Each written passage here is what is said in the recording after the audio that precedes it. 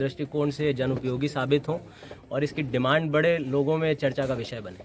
बाढ़ग्रस्त इलाकों के लिए अगर इस तरह का मकान का कॉन्सेप्ट हो तो कितना लोगों को कार नहीं बिल्कुल बहुत ही मतलब गोड़ लगतनी समाचार बटुए बक्सर से रिपोर्टर बानी रोहित ओझा जी। कार औरा गंगा जी में तैरे वाला चलत फिरत घर देखले बानी ना देखले हो पब, लेकिन ऐसन अजूबा बक्सर जिला में भइल बटुए। 6 लाख में फ्लोटिंग हाउस बन के तैयार हो गइल बा। 2 गो कमरा के अलावा रसोई घर आ शौचालय भी बनावल गइल बा। डीएम साहेब लोकार्पण कइले बानी। खबर का बटुए सब बताई भोजपुरिया समाचार। खबर तनी लंबा बा लेकिन लाइव तस्वीर किचन से लेके कमरा तक सब कुछ दिखाई भोजपुरिया समाचार। डीएम साहेब आई कारीगर के बयान भी सुनाई भोजपुरिया समाचार। चैनल पर नया बानी तो बेल आइकॉन के बटन दबा के सब्सक्राइब कर ली। देखला के बाद शेयर जरूर करी। फेसबुक पेज पर देखतानी तो फॉलो कर ली।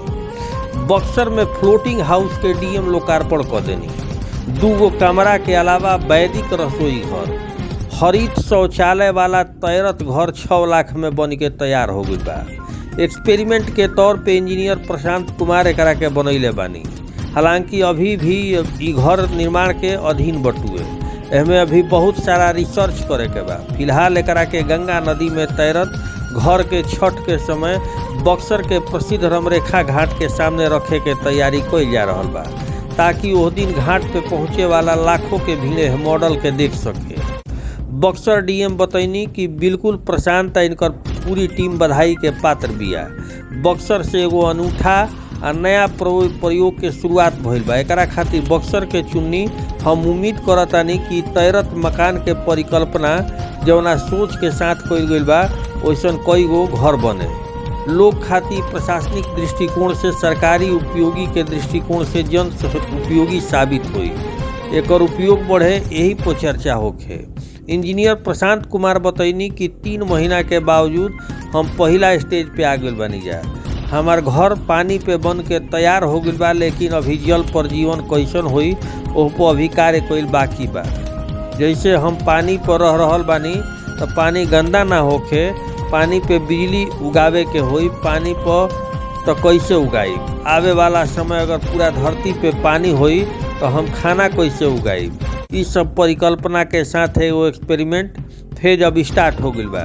एकरा साथ हमनी के 1 साल में वो ऐसा पद्धति डेवलप करब जा जौना में 2 से 1.5 लाख में एगो घर पानी पे तैरत बना पावब जा, ताकि बाढ़ क्षेत्र में परेशान लोग के दे दिहल जाओ आ लोग के विस्थापित होके से बचावल जा सके। जी हाँ, एगो ऐसा एक्सपेरिमेंट जहाँ लोग सोचले ना हो। आवे वाला समय में अगर होके ऐसा कि जलमग्न हो जाए पूरा देश, तो वो समय ऐसा फ्लोटिंग हाउस पानी पे तैरे वाला घर बना के लोग रह सकें। पानी पे तैरे वाला घर में किचन, बाथरूम, लैट्रिन सब कुछ देखे के मिली लाइव। तो हम लोग प्लान ये कर रहे हैं कि इसमें कम से कम एक जो ग्रामीण परिवार है, मतलब हम लोग बात कर रहे हैं 8 से 9 लोग, 8 से 9 लोगों का जीवन इजीली रहे जानवरों के साथ। और इसके अलावा बिजली की खाने की व्यवस्था।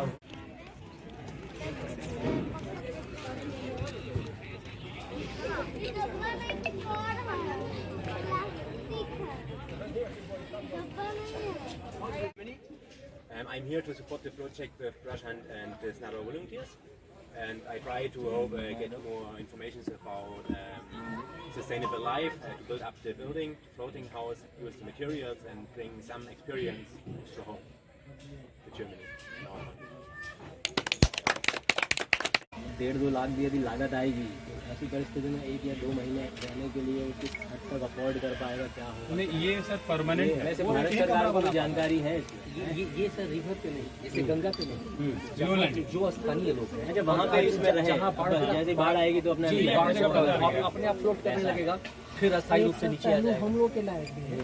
प्लस तो बाढ़ के टाइम में अगर हमको रेस्क्यू के लिए चारा पहुँचाने के फुल पैकेज के लिए वो भी हम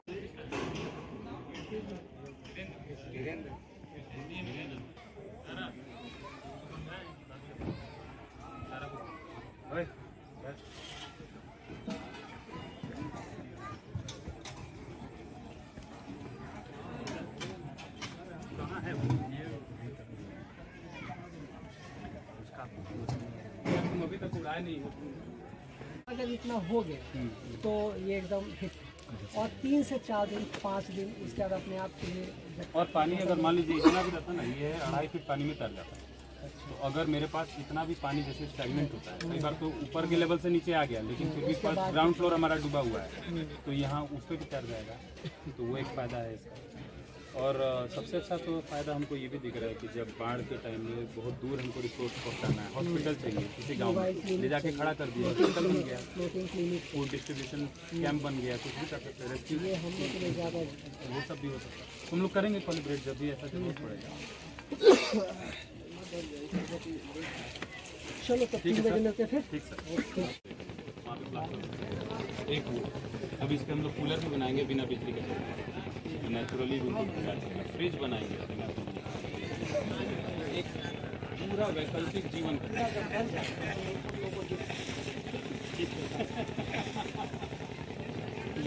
इसको अपनी चीज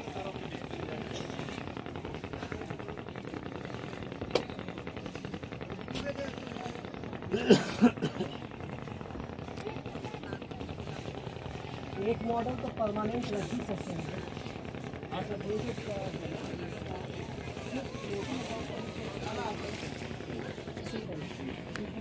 और इसमें ले लिया, मान लिया कि थोड़े लोग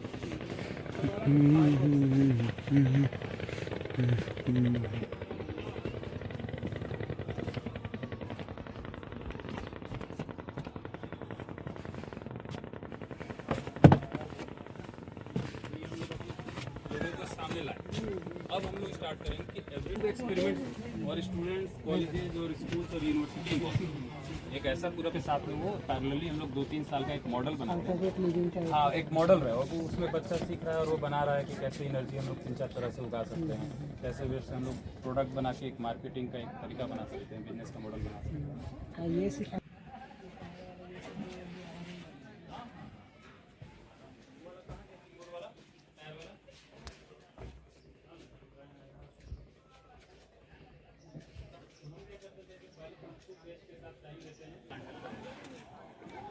तरह के प्रोडक्ट पे तो हम लोग गारंटी दे सकते हैं 10 साल 20 साल तो दायर है, क्या होना है। करना चाहिए।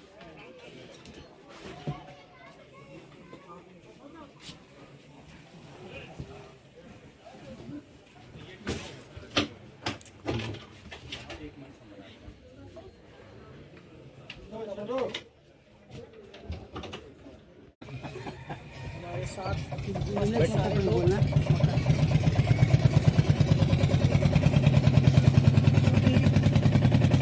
उम्र का बहुत ज़्यादा फासला नहीं है, करीब करीब सभी हम लोग एक ही एज ग्रुप में हैं, तो चीज़ों को, चैलेंजेस को देखने का नज़रिया भी कम और बेश बराबर है, और इनोवेशंस को देखना हमेशा सुखद है। खासकर हम लोगों के बने बनाए स्ट्रक्चर में अगर कोई आदमी एक नया आइडिया लेके आए और आपको ये अवसर दे कि आप उस आइडिया से जुड़ पाए, क्योंकि आइडियाज़ आते हैं जाते हैं, लेकिन हम लोग की इतनी लिमिटेशंस होती है कि कई बार हम लोग उसको मतलब बड़े बोझिल मन से अपने सामने से पार होते हुए देखते रह जाते हैं, मन महसूस कर रह जाते हैं। कोई ऐसा आदमी आए जो आपको उस यात्रा का हम सफल बना ले, तो हम लोग को भी अंदर से खुशी है। ये जो क्लाइमेट रेजिलिएंट होम है, इसको टेस्ट करने के लिए ना तो क्लाइमेट की ज़रूरत है ना फ्लड की ज़रूरत है, इसको टेस्ट करने के लिए एक्चुअली रेजिलियंस की ज़रूरत थी, जो प्रशांत है। और इसके लिए हम लोग सब चकित भी हैं, प्लीजेंटली सरप्राइज भी हैं, और बहुत भरोसा है हम लोगों को कि आगे ऐसी कई चुनौतियाँ आप फेस करेंगे, पार करेंगे। आज भी जो ये है, ये सफलता नहीं है, ये इनफैक्ट कोई चुनौती आपने नहीं पार की है, आप चुनौतियों के अथाह महासागर में आज उतर गए। यहाँ